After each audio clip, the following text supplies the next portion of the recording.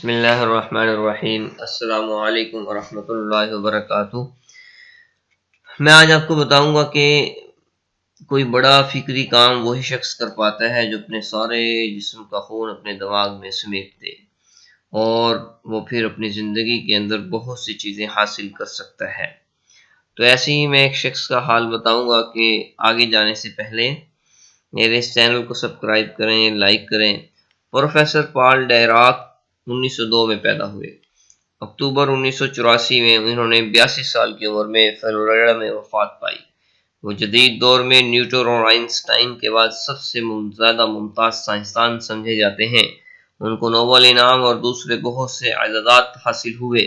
پال Dirac کے نام کے ساتھ کوانٹم میکینیکل تھیوری منسوب ہے۔ یہ سائنسی نظریہ ایٹم کے انتہائی چھوٹے ذرات سے بحث کرتا ہے۔ انہوں نے سب سے پہلے اینٹی میٹر کی پیشن گوئی کی جو بعد کو مزید تحقیقات سے ثابت ہو گیا۔ چنانچہ گارڈین 4 نومبر 1984 نے پال ڈیراک پر مضمون شائع کرتے ہوئے اس کی سرخی حسب ذیل الفاظ میں قائم کی کہ پال ڈیراک نے ایٹم میں پہلا اینٹی پارٹیکل دریافت کیا جس کو پوزیٹرون کہا جاتا ہے۔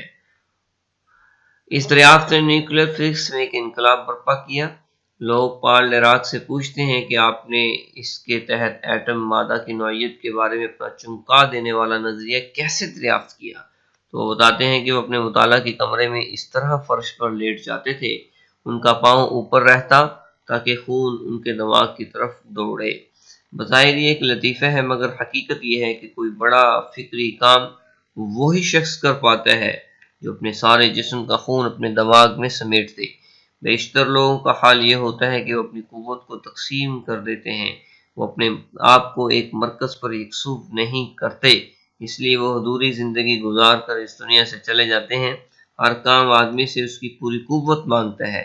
وہی شخص بڑی کامیابی حاصل کر سکتا ہے جو اپنی پوری قوت کو ایک کام میں لگا دے۔